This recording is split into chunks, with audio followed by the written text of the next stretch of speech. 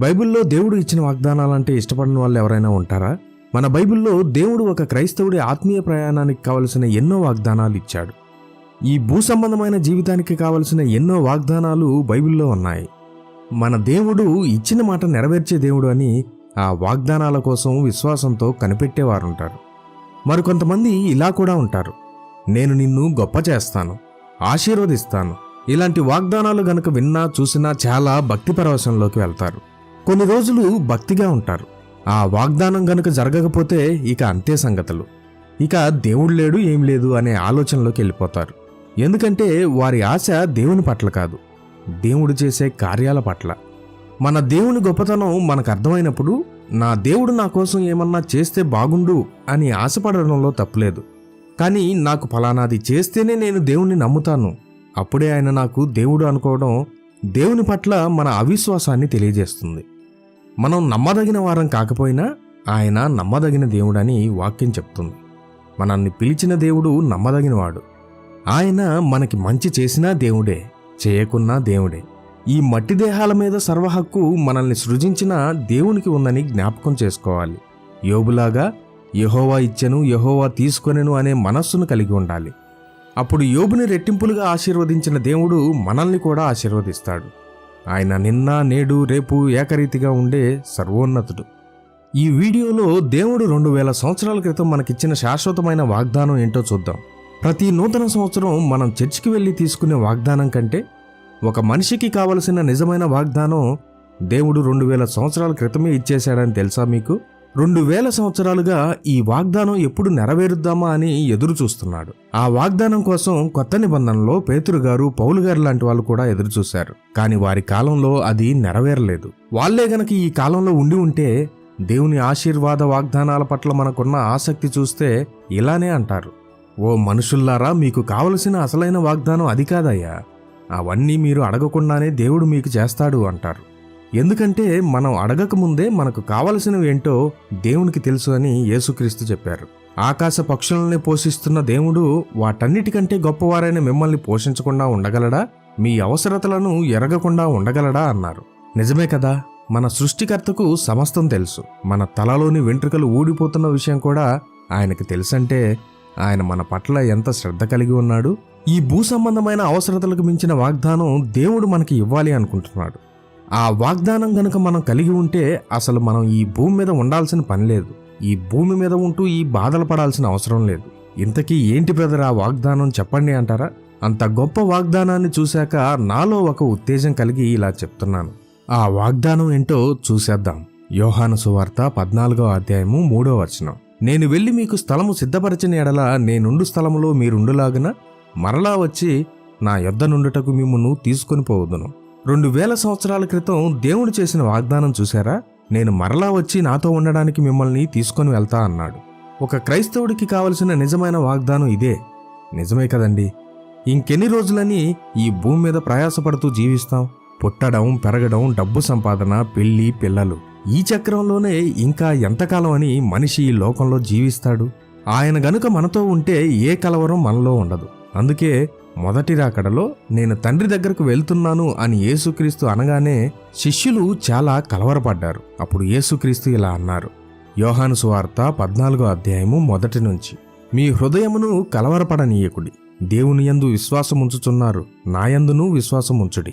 నా తండ్రి ఇంకా అనేక నివాసములు కలవు, లేని ఎడల మీతో చెప్పుదును. మీకు స్థలము సిద్ధపరచ వెళుచున్నాను. నేను వెళ్ళి మీకు స్థలము సిద్ధపరచిన ఎడల నేనుండు స్థలములో మీరును ఉండులాగన మరలా వచ్చి నా యొద్ద నుండుటకు మిమ్మును తీసుకొని పోవదును. నేను వెళ్ళుచున్న స్థలమునకు మార్గము మీకు తెలియనని చెప్పాను. చూశారా, 3.5 సంవత్సరాలు క్రీస్తుతో తిరిగిన శిష్యులు ఆయన వెళ్ళిపోతున్నాడు అని తెలియగానే కలవరపడ్డారు. అలా కలవరపడుతున్నప్పుడు మీరు బాధపడకండి, నేను వెళ్ళి మీకు స్థలం సిద్ధపరిచి మరలా వచ్చి తీసుకువెళ్తా అన్నాడు. ఇది ఒక వాగ్దానమే. మొదటి రాకడలో యేసుక్రీస్తు 11 మంది శిష్యులను కలిగి ఉన్నాడు. వాళ్ళు ఆయన చేసిన అద్భుతాలు చూశారు.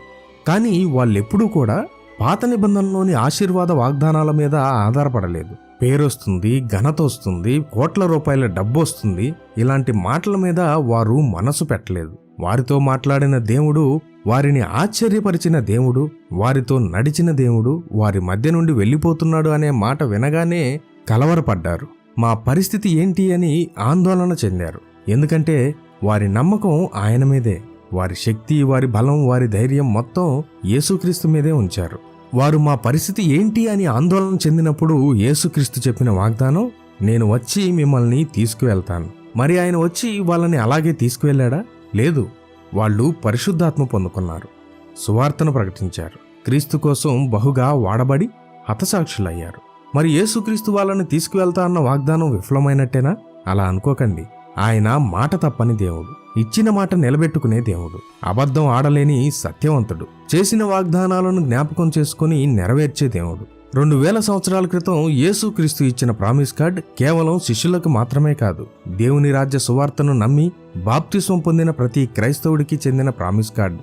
నేనున్న స్థలంలో నాతో ఉండేలాగా మిమ్మల్ని తీసుకుని వెళ్తాను అని యేసుక్రీస్తు చెప్పిన మాటే ఒక క్రైస్తవుడికి నిజమైన ప్రామిస్ కార్డ్.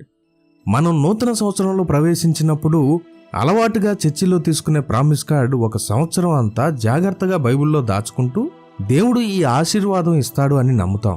చాలా మంచి విషయమే. కానీ యేసుక్రీస్తు యోహాను సువార్తలో ఇచ్చిన ప్రామిస్ కార్డ్ అన్ని ప్రామిస్ కార్డ్స్ కంటే గొప్పది.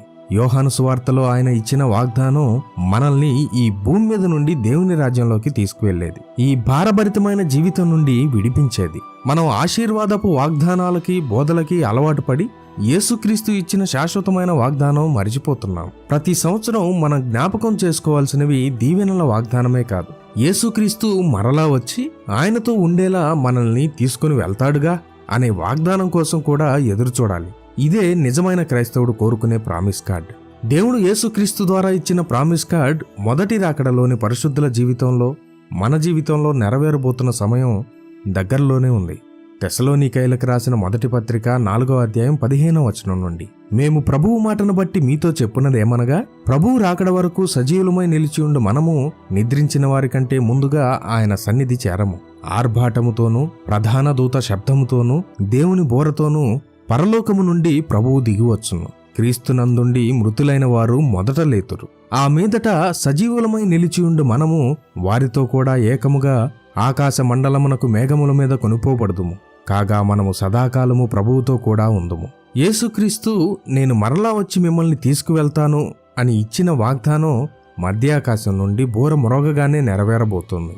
మొదటిగా ఆయన మాటిచ్చిన శిష్యులను, పరిశుద్ధులను సమాధులలో నుండి బయటకు తీసుకువస్తాడు. మన శరీరం మార్పు చెందుతుంది. అప్పుడు యేసుక్రీస్తు 2000 సంవత్సరాల క్రితం ఇచ్చిన ప్రామిస్ కార్డ్ నెరవేరుతుంది. మనల్ని ఆయనతో తీసుకువెళ్తాను అని చెప్పిన మాట నెరవేరుతుంది. మరి ఆ వాగ్దానం కార్డును నువ్వు నేను పొందుకొని యేసుక్రీస్తుతో కలిసి ఈ యుగయుగాలు జీవించాలి అంటే మనల్ని దేవుడు చేయమని చెప్తున్న విషయం ఒకటి ఉంది. దేవుని ఆత్మచేత శిష్యులు ప్రకటించిన విషయం కూడా ఉంది. 1 యోహాను 1వ అధ్యాయము 7వ వచనం, అయితే ఆయన వెలుగులోనున్న ప్రకారము మనమును వెలుగులో నడిచిన ఎడల మనము అన్యోన్య సహవాసము గలవారమై ఉందుము. అప్పుడు ఆయన కుమారుడైన యేసు రక్తము ప్రతి పాపము నుండి మనలను పవిత్రులనుగా చేయును. చూసారా మనం ఏం చేయాలో? మనం దేవునితో నడవాలి. అలా నడవాలి అంటే బాప్తిస్మం పొంది మన పాపాలను కడుక్కోవాలి. అప్పుడు దేవుడు మనకి ఒక వరం ఇస్తాడు. రోమాపత్రిక 6వ అధ్యాయము 23వ వచనం, ఏలయనగా పాపము వలన వచ్చు జీతము మరణము, అయితే దేవుని కృపావరము మన ప్రభువైన క్రీస్తు యేసునందు నిత్యజీవము. మన పాపాలు కడగబడిన తర్వాత దేవుడు మనకి నిత్యజీవం అనేది వరంగా ఇస్తాడు. యేసుక్రీస్తు మరలా వచ్చి మిమ్మల్ని తీసుకువెళ్తాను అన్నది అందుకే. అప్పుడు మన మనస్సు ఉండాల్సింది అద్భుతాలు, ఆశీర్వాదాల మీద కాదు. దేవుడి నుండి అవి పొందుకోవటం మనకు ఎంతో అవసరం. కానీ అవి ఈ భూమి మీద జీవించే సమయం వరకే ఉపయోగపడతాయి. శిష్యులు కోరుకున్నట్టు ఆయన మాతోనే నాతోనే ఉండాలి అనే ఆశ కలిగినప్పుడు దేవుడితో హనోకులాగా నడిచిన వాళ్ళను నిత్యము జీవించే వారిగా ఉండటానికి తనతో పాటు తీసుకుని వెళ్తాడు. దేవుడు నివసిస్తున్న స్థలంలో మరణం ఉండదు, బాధలుండవు, అప్పులుండవు, రోగాలుండవు, ఇవేమీ ఉండవు. కేవలం అక్కడ క్రీస్తునందు ఆనందించడం మాత్రమే ఉంటుంది. ఎల్లప్పుడూ ప్రభువునందు ఆనందించడం మాత్రమే ఉంటుంది. మరి ఆ రాజ్యంలోకి వెళ్ళాలంటే మనం సిద్ధంగా ఉండాలి. Jesus coming soon, so be prepared.